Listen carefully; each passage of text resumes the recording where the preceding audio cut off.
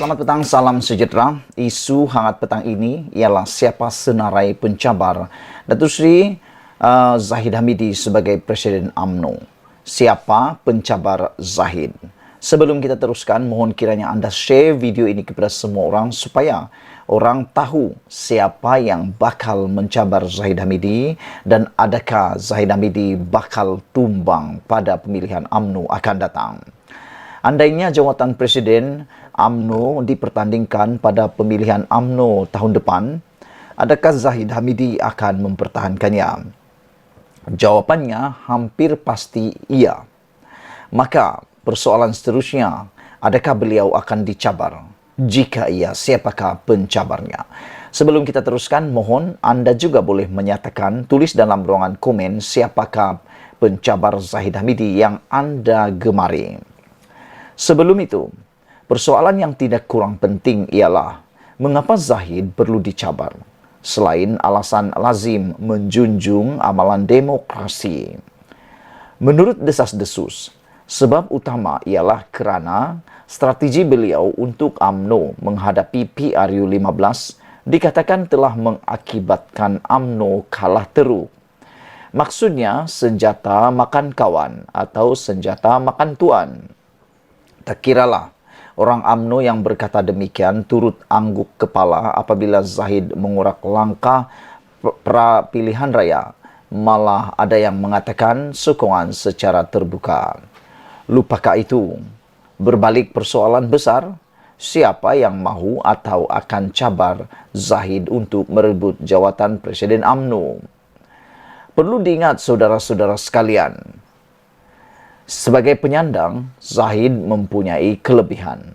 Apatah lagi beliau kini timbalan Perdana Menteri dan Menteri Kemajuan Desa dan Wilayah. Itu bak kata orang Inggeris, carry a lot of weight. Penyokong beliau kerap mengingatkan kelayak bahawa Zahid telah menjaga dan membina semula UMNO time susah dulu. Semasa UMNO BN tumbang pada PRU 14, yang memaksa Najib Razak melepaskan jawatan Presiden, pasti ahli UMNO akan terus-menerus diperingat akan jasa Zahid ini. Dalam perkataan lain, akan dijadikan modal kempen. Oleh itu, siapakah yang mampu berdepan kelebihan Zahid dan berani menentang Zahid Hamidi? Tak mungkin Muhammad Hassan mahu lawan Toke. Tak mungkin Muhammad Hassan mahu lawan bos.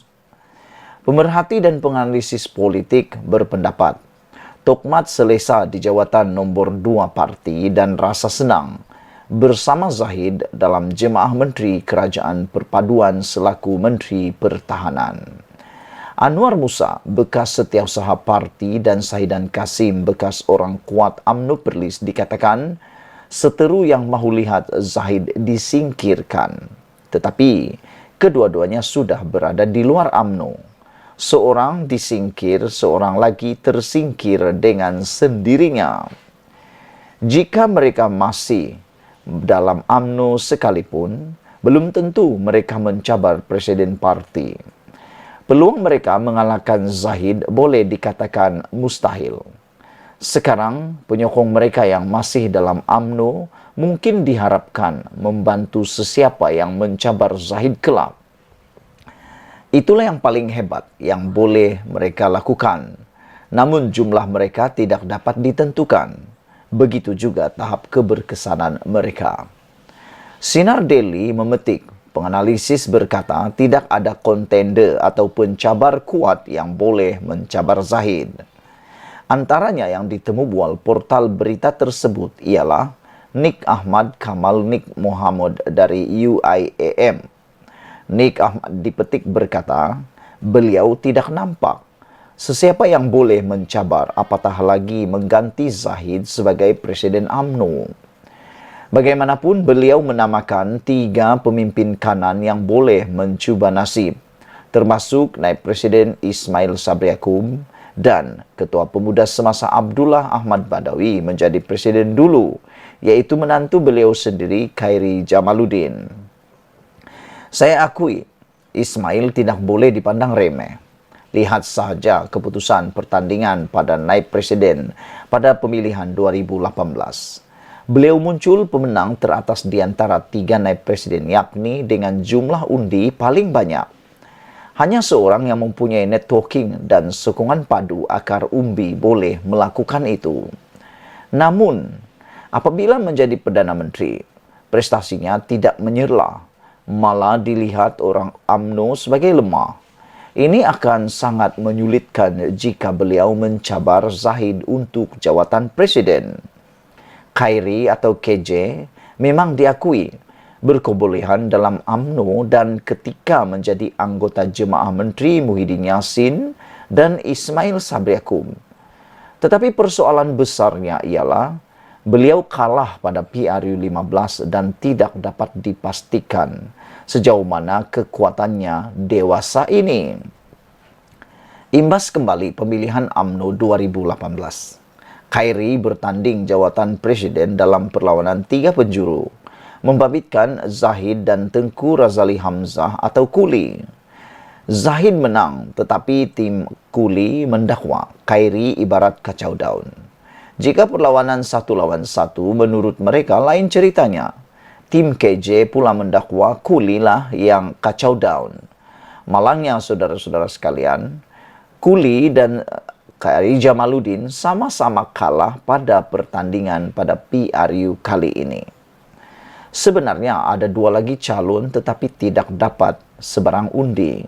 Untuk rekod, Zahid mendapat 99 undi, KJ 61 undi, dan Kuli pula 30 undi. Jika dicampurkan bagaimanapun, tetap Zahid menang 99 undi. Kerana jika Kuli dan KJ ditambah undi pun, mereka hanya mendapat 91 undi. Maknanya, masih lagi 8 undi majoriti bagi Zahid Hamidi. Seorang lagi pencabar untuk pertandingan presiden kali ini, yang Nik Ahmad kata boleh cuba nasib, ialah Hishamuddin Husin.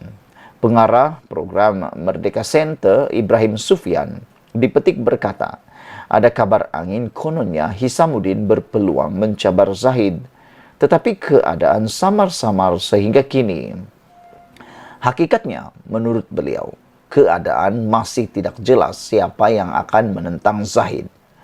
Bercakap mengenai Hishamuddin, ramai dalam UMNO masih ingat waktu UMNO BN tumbang pada PRU 14, Hishamuddin yang ketika itu memegang jawatan naib presiden mengumumkan tidak mahu bertanding sebarang jawatan peringkat pusat pada pemilihan parti 2018. Walaupun beliau mendakwa mahu bekerja keras untuk bantu semula UMNO bermula di Johor, langkah beliau tidak mahu bertanding waktu itu dilihat sebagai menjauhkan diri daripada parti dan lepas tangan dalam keadaan UMNO sedang susah.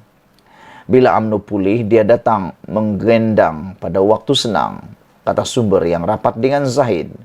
Ini akan menghantui Hishamuddin jika beliau cuba merebut jawatan presiden UMNO.